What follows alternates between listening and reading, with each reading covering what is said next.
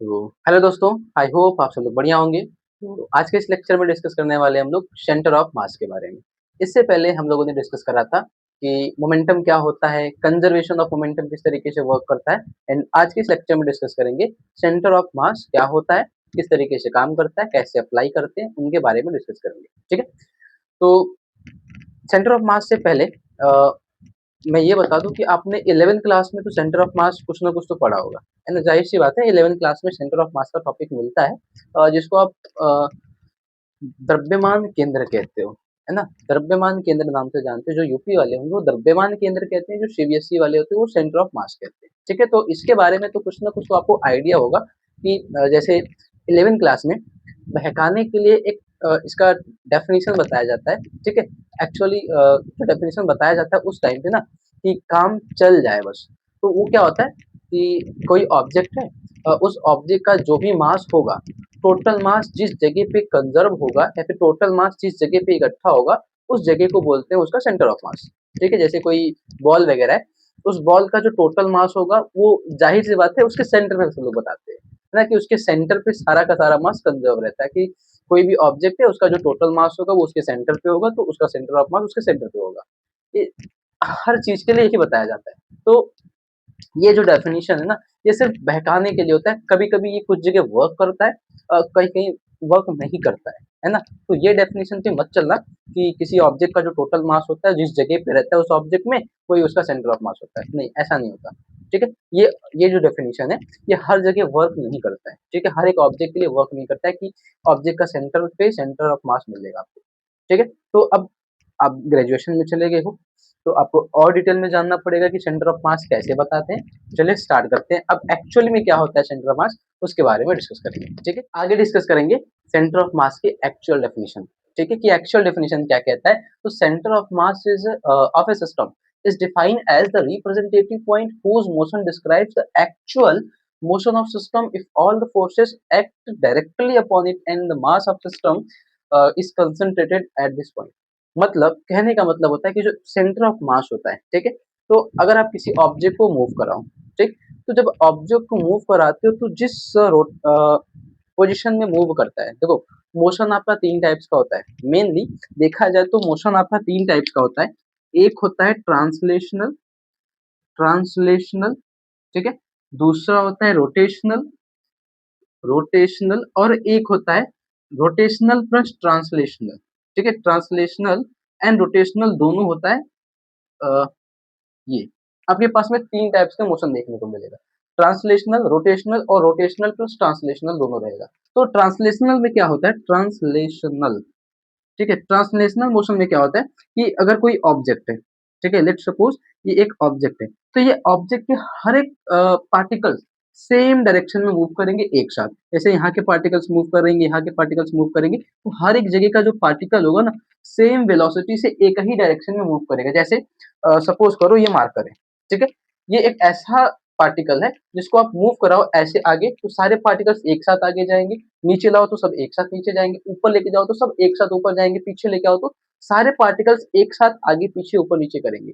तो ऐसे मोशन को ना ट्रांसलेशनल मोशन कहते हैं। ठीक है, तो इस टाइम पे जो इसका सेंटर ऑफ मास होता है, ठीक है, अगर इस ट्रांसलेशनल मोशन के हिसाब से सेंटर ऑफ मास बताना हो, तो भैया इसका सेंटर ऑफ मास इसके सेंटर पे मिलता है। ठीक है, अगर ऐसे कंडीशन में रहता है तो ट्रांसलेशनल मतलब जब कोई ऑब्जेक्ट ट्रांसलेशनल मोशन करता है, तो ट्रांसलेशनल मोशन करने पे सारे के सारे पॉइंट एक डायरेक्शन में मूव करेंगे। जिधर मोशन होगा आपका सारे पार्टिकल्स एक ही डायरेक्शन में मूव करते हैं। तो उस टाइम पे, ठीक है, उस टाइम पे ऑब्जेक्ट का जो मास होता है वो उसके उस जगह पे या फिर कह सकते हो उस पॉइंट पे कंसंट्रेट हो जाता है, जहाँ से या फिर जिस वजह से या फिर जिस पॉइंट से सारे के सारे पार्टिकल्स एक ही डायरेक्शन में मूव करते हैं। फिर से सुनना, अगर ट्रांसलेशनल मोशन के हिसाब से सेंटर ऑफ मास बताना हो तो क्या होगा कि जिस जगह से या फिर जिस पॉइंट से सारे के सारे पार्टिकल्स एक ही डायरेक्शन में मूव करना स्टार्ट करेंगे, वही उसका सेंटर ऑफ मास होगा। जैसे इस ऑब्जेक्ट को देखा जाए तो सारे के सारे पार्टिकल्स सब एक ही डायरेक्शन मूव करेंगे, तो इसका सेंटर ऑफ मास बताना हो तो भैया इसके आप सेंटर पे बता सकते हो। ठीक है, दूसरी बात, रोटेशनल मोशन देखा जाए तो रोटेशनल मोशन में कैसे बताओगे। तो सपोज करो मान के चलो ये रोटेशनल मोशन क्या होता है, जैसे ये एक ऑब्जेक्ट है, ठीक है, इस ऑब्जेक्ट को आप आगे मूव कराना है, मतलब इस ऑब्जेक्ट को रोटेट करवाना है। ऑब्जेक्ट को वैसा बनाता हूँ, आपको बेटर समझ में आएगा। ये एक ऑब्जेक्ट है, इसको मूव करवाना है, मतलब इसको रोटेट करवाना है, तो इसको ऐसे रोटेट करवा लो, है ना? मतलब रोटेट करवाने का मतलब है कि ये जो मार्कर है, इसको ऐसे इसके जगह पे, ठीक है? ऐसे इसी की जगह पे इसको ऐसे रोटेट करवा लो, ठीक है? रोटेट कराओगे तो इसका एक ऐसा पॉइंट होगा जिस एक्सिस के थ्रू या जिस पॉइंट के थ्रू ये एक ही जगह से ऐसे मूव करेगा और एक पॉइंट उसका टिका हुआ रहेगा, ठीक है?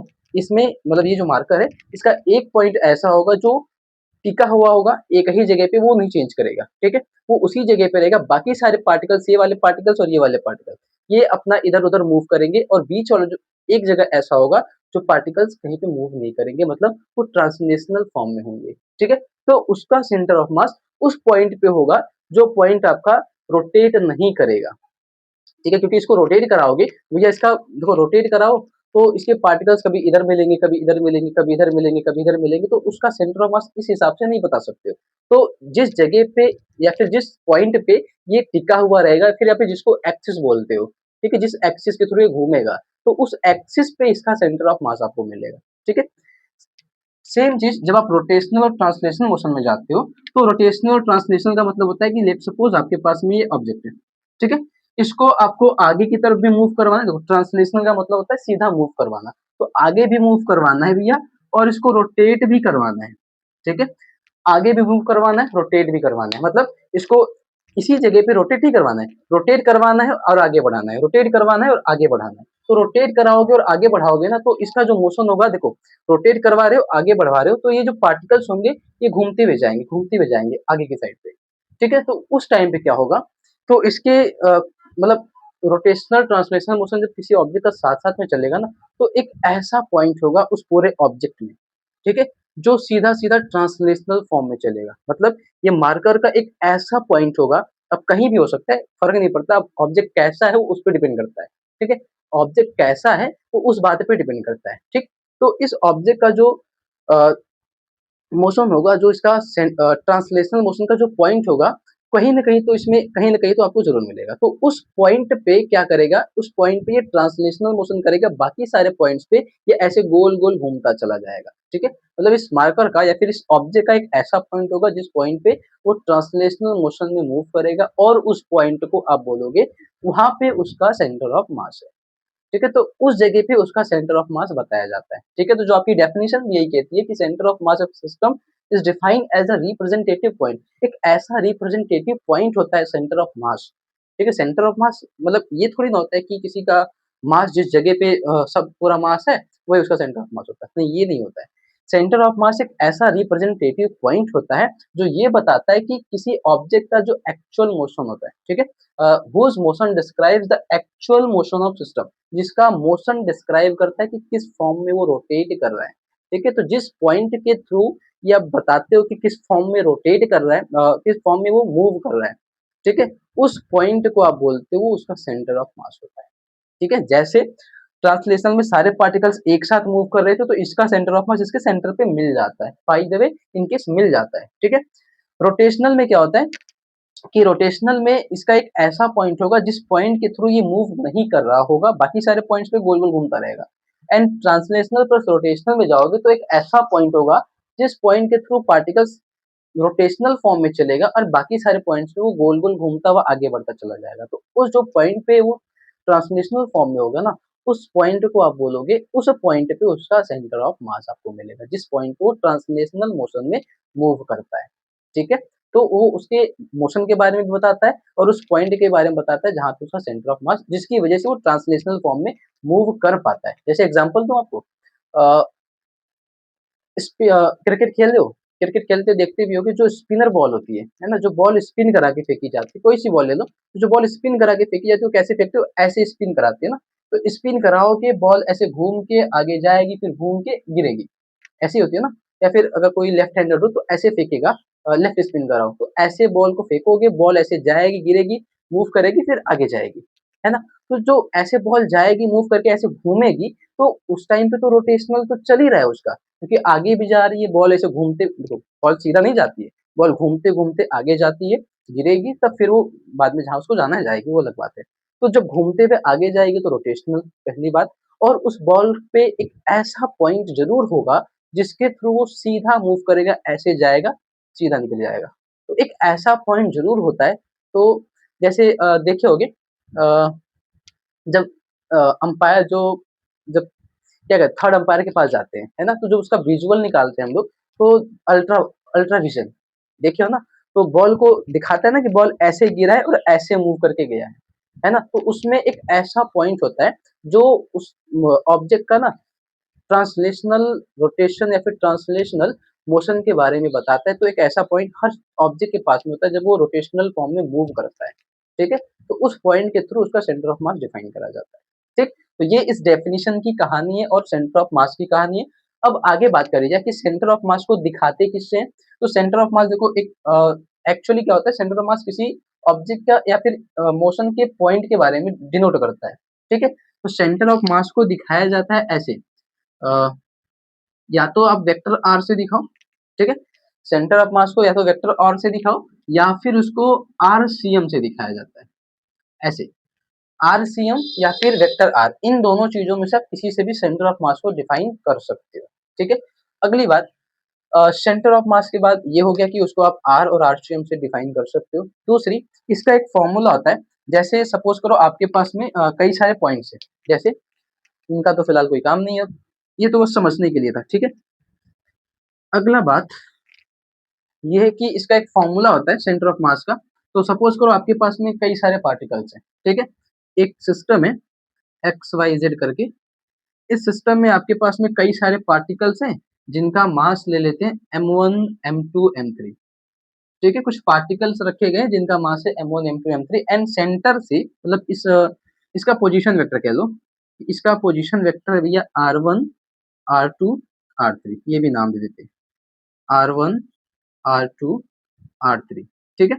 तो जो RCM होता है और जो R होता है ना, वो करता क्या है? तो ऑब्जेक्ट के पोजीशन के बारे में बताता है, उसके मास के पोजीशन के बारे में बताता है या फिर सेंटर ऑफ मास के पोजीशन के बारे में बताता है, ठीक है? तो अब इसका फॉर्मूला कैसे लिखते हैं? तो इसका फॉर्मूला कुछ इस तरीके से लिखा जाता है कि RCM जो होता है भैया, वो RCM इक्वल होता है मास इंटू पोजीशन वेक्टर के, ठीक है? ऐसे लिखा जाता है m1 r1 plus m2 r2 plus m3 r3। इस तरीके से जितने नंबर ऑफ पार्टिकल्स रहेंगे आप करते चले जाओ, जितने नंबर ऑफ पार्टिकल्स रहेंगे उसको लिखते चले जाओ। तो लेट सपोज mn rn, ठीक है? Number of particles. आगे इनका जो मास होता है उनको ऐड करके उनसे डिवाइड करा जाता है। तो m1 plus m2 plus m3, ठीक है? N dot dot dot M N. तो जितने नंबर ऑफ पार्टिकल्स हैं उनके मास को ऐड करो, उनसे डिवाइड कर दो, उसके m1 r1 में m2 r2 करके जोड़ के उसको डिवाइड कर दो। तो इस तरीके से आप सेंटर ऑफ मास का ये फॉर्मूला होता है एक्चुअली, है ना? ये सेंटर ऑफ मास का फॉर्मूला होता है कि m1 r1 plus m2 r2 plus m3 r3 dot dot dot dot चलता जाएगा जहां तक मिलेगा, डिवाइड करेंगे उसके मास से। तो इनके मास को आप चाहो तो कैलकुलेट करके लिख सकते हो, शॉर्टकट में लिखना हो इसके मास को ना तो ऐसे भी लिख सकते हो। देखो m1 r1, ठीक है? m2 r2 m3 r3 and dot dot dot कर लो।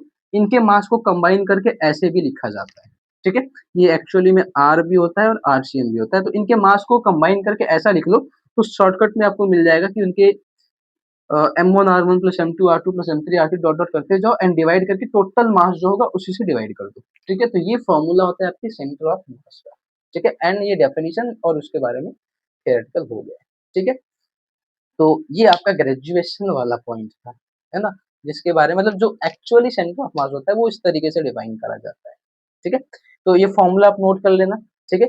इसके बाद डिस्कस करते हैं कि मोशन के हिसाब से सेंटर ऑफ मास कैसे डिफाइन करा जाता है, ठीक है? कि ऑब्जेक्ट अगर मूव कर रहा है उसकी वेलोसिटी के हिसाब से अगर आपको सेंटर ऑफ मास बताना हो जाए, ऑब्जेक्ट अगर एक्सेलरेटेड फॉर्म में हो तो उसका सेंटर ऑफ मास क्या होगा, तो उनके बारे में डिस्कस करते हैं, ठीक है? तो इनको आप नोट करिए, तो फिर आगे डिस्कस करते हैं।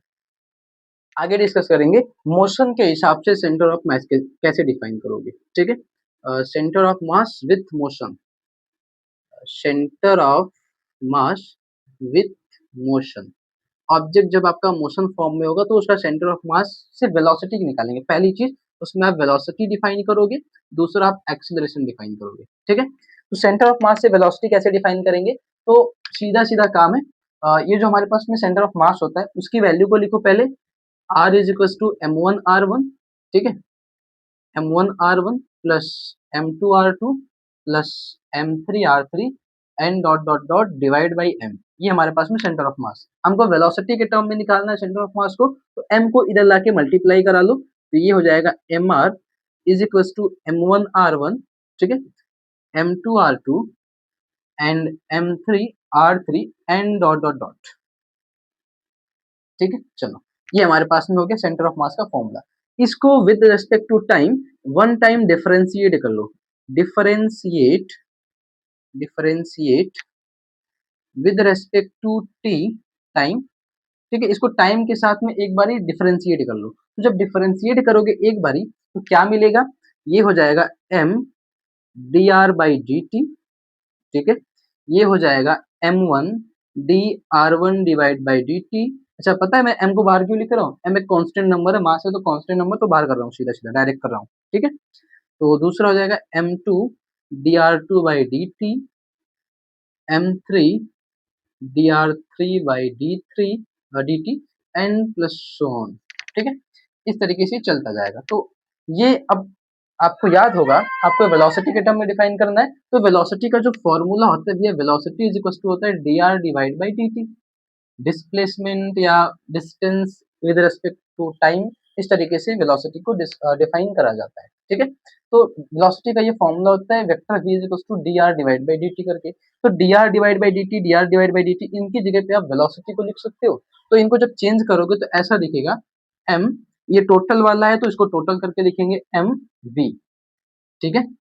दूसरी चीज m1r1 मिलेगा, m1r1 m1v1, ठीक है, वेलोसिटी के टर्म में m1v1 m2v2 फिर m3v3 एंड सो ऑन, ये चलता जाएगा। तो इस तरीके से आप इसको मोशन के फॉर्म में लिख सकते हो। सेंटर ऑफ मास का जो फॉर्मूला है उसको मोशन के फॉर्म में लिखना है, तो सेंटर ऑफ मास के फॉर्मूले को वन टाइम डिफरेंशिएट कर दो विद रिस्पेक्ट टू टाइम, तो आपको मोशन के फॉर्म में फॉर्मूला मिल जाएगा। अब अगर ध्यान दो तो ये जो फॉर्मूला है ना, ये मोमेंटम का भी काम करता है। अगर आपको याद होगा तो मोमेंटम नाम की एक टर्म हमने पढ़ी थी इससे पहले वाली क्लास में, तो उसका एक फॉर्मूला था P equal to m into v, ये होता है मोमेंटम, ठीक है। तो इसको चाहो तो मोमेंटम के फॉर्म में भी कन्वर्ट कर सकते हो, m इंटू वी की जगह पे p लिख लो, तो ये हो जाएगा vector P is equal to p1 plus p2 plus p3 plus dot dot dot and so on pn तक जाएगा, ठीक है। तो इसको चाहो तो आप मोमेंटम के फॉर्म में भी कन्वर्ट कर सकते हो, आपकी मर्जी, ठीक है। तो इसी फॉर्मूले से आप मोमेंटम भी निकाल सकते हो, ठीक है। दूसरी चीज, अब आपको निकालना है एक्सेलरेशन। फर्स्ट तो हो गया कि वेलोसिटी कैसे डिफाइन करेंगे, सेकंड चीज एक्सेलरेशन कैसे डिफाइन करेंगे। तो इनको नोट करिएगा, तो हम लोग एक्सेलरेशन डिफाइन करते हैं, ठीक है। अब एक्सेलरेशन डिफाइन करने के लिए सीधा सीधा काम क्या रहेगा, जो आपने वेलोसिटी निकाली है, ठीक है, जो वेलोसिटी के फॉर्म में आपने फॉर्मूला निकाला है, इस फॉर्मूले को आप वन टाइम फिर से डिफरेंशिएट कर दो। इसको नाम दे देते हैं, कोई तो इक्वेशन बना लो, इसको इक्वेशन फर्स्ट बना लो, चलो differentiate equation first with respect to time. इसको टाइम के साथ फिर से डिफरेंशिएट करेंगे। जब एक बार फिर से डिफरेंशिएट करोगे ना वेलोसिटी को, तो एक्सेलरेशन का फॉर्मूला जो होता है भैया, वो होता है vector A is equal to D vector we divide by D T. कि वेलोसिटी को वन टाइम डिफरेंशिएट कर लो तो आपको एक्सेलरेशन मिल जाएगा, ठीक है। तो कर लो m d vector we divide by D t, m1 d vector v1 divide by dt, m2 d vector v2 divide by dt and m3 d vector v3, ठीक है, divide by d3 and so on चलता जाएगा। तो इस तरीके से आप इसको डिफरेंशिएट कर लो वन टाइम, एंड डिफरेंशिएशन करने पे आपको जो dv डिवाइड बाय dt दिख रहा है उसको एक्सेलरेशन में चेंज कर दो, फॉर्मूला ही वही होता है एक्सेलरेशन का। तो ये हो जाएगा ma is equal to m1 a1 m2 a2 m3 a3 and so on चलता जाएगा, ठीक है। तो इस तरीके से आप इनको चाहो तो एक्सेलरेशन के फॉर्म में भी कन्वर्ट कर सकते हो। और अगर थोड़ा सा ध्यान दो तो ये जो फॉर्मूला है ना, ये फॉर्मूला होता है आपके फोर्स का। Force is equal to mass into acceleration with the Newton second law of motion, है ना। Force is equal to mass into acceleration. तो इसको आप कन्वर्ट कर लो, फोर्स के फॉर्म में कन्वर्ट करोगे तो क्या मिलेगा, vector F is equal to, ये हो जाएगा F1 F2 F3, है ना, F1 F2, F3 and so on चलता जाएगा। तो इनको चाहो तो एक्सेलरेशन से आप फोर्स वाला फॉर्मूला डिराइव कर सकते हो, वेलोसिटी वाले से आप मोमेंटम निकाल सकते हो, एंड जो आपके पास में सेंटर ऑफ मास का फॉर्मूला होता है ये वाला, इसको वन टाइम डिफरेंशिएट कर दो तो आपको वेलोसिटी, एंड अगेन डिफरेंशिएट करो तो एक्सेलरेशन। ठीक है, तो आप चाहो तो सेंटर ऑफ मास को वेलोसिटी एंड एक्सेलरेशन के टर्म में भी डिफाइन कर सकते हो वन टाइम डिफरेंशिएट करके। ठीक है, तो ये था आपका सेंटर ऑफ मास कि इनको किस तरीके से डिफाइन करा जाता है in terms of motion, and centre of mass क्या होता है। ठीक है, इनको नोट कर लो। तो हम लोग कुछ पर्टिकुलर पॉइंट्स के बारे में डिस्कस करेंगे कि कुछ ऑब्जेक्ट्स जो है उनका सेंटर ऑफ मास कैसा दिखता है। जैसे कोई क्यूब हो गया, ठीक है, कोई रेक्टेंगुलर सरफेस हो गया, कोई स्क्वायर सरफेस हो गया, कोई स्फेयर हो गया, तो उनका सेंटर ऑफ मास होता कहाँ पे है ना। तो कुछ चीजें पहले से कैलकुलेट करी गई हैं, उनके बारे में डिस्कस कर लेंगे, क्योंकि आगे जब हम लोग मोमेंट ऑफ इनर्शिया पढ़ेंगे सेकंड चैप्टर में ना, तो आपको वहां पे वो काम आने वाला है। ठीक है, तो इनको नोट कर लेना। तो आगे हम कुछ ऑब्जेक्ट्स के सेंटर ऑफ मास के बारे में डिस्कस करेंगे जो कि फिक्स रहेगा। ठीक है, तो इनको नोट करिए, फिर आगे डिस्कस करते हैं।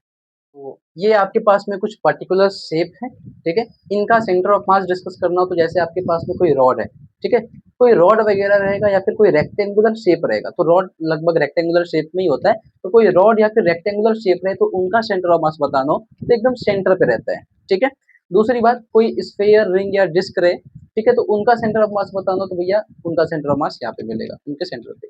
तीसरा, स्क्वायर का सेंटर ऑफ मास बताना हो, देखो ये सेंटर ऑफ मास है, ठीक है, स्क्वायर का सेंटर ऑफ मास बताना हो तो इस जगह पे मिलेगा उसके सेंटर पे। अगली बात, कोई ट्रायंगुलर प्लेट है, ठीक है, लेट सपोज आपके पास में कोई ट्रायंगुलर प्लेट है और उसका सेंटर ऑफ मास बताना हो तो वो होता है h/3, इधर पे मिलेगा। ठीक है, मतलब उसके सेंटर से h/3 मिलेगा ट्रायंगुलर प्लेट का centre of mass. Same condition, अगर कोई रिंग रहेगी, सेमी रिंग, ठीक है, देखो पूरी रिंग रहेगी तो सेंटर ऑफ मास उसके सेंटर से निकालोगे, पर अगर कोई सेमी रिंग रहेगा तो उसका सेंटर ऑफ मास कहाँ से निकालोगे, तो इस जगह से निकालोगे, या फिर कह सकते हो 2r/पाई उसका सेंटर ऑफ मास निकाला जाता है। ठीक है, अगली बात, कोई सेमी डिस्क हो तो उसका सेंटर ऑफ मास कैसे निकालोगे, तो 4r/3 पाई से निकाला जाता है। ठीक है, सेम काम, कोई सॉलिड कोन हो तो h/4 करके, हॉलो कोन रहेगा तो h/3 करके, सॉलिड स्फीयर रहेगा तो 3r/8 करके, एंड हॉलो सेमी स्फीयर रहेगा तो r/2 करके आप सेंटर ऑफ मास निकालोगे। क्योंकि जब आप सेंटर ऑफ मास निकालने जाओगे ना तो पोजीशन डिफाइन करनी होती है कहाँ से निकाला जाए। ठीक है, जब आप मोमेंट ऑफ इनर्शिया पढ़ोगे तो उस टाइम पे आपको सेंटर ऑफ मास पता होना चाहिए हर एक ऑब्जेक्ट का, कि आपको डिस्टेंस कहाँ से कहाँ तक का लेना है। ठीक है, तो उस टाइम पे ये सारे जो वैल्यूज लिखी गई है ना, ये उस टाइम पे आपको काम आएंगी। ठीक है, तो इनको आप नोट कर लीजिएगा, अच्छे से एक बार रिवाइज कर लीजिएगा। ठीक है, तो इनको अच्छे से बना लेना है ना, उधर पे आपको काम करेगा ये सब कुछ। ठीक है, तो अब कोई भी डाउट हो, है ना, ये लेक्चर आपका खत्म हो गया है। कोई भी डाउट हो आपको तो कमेंट जरूर कीजिएगा। ठीक, एंड मिलते हैं नेक्स्ट वीडियो में, तब तक के लिए थैंक यू।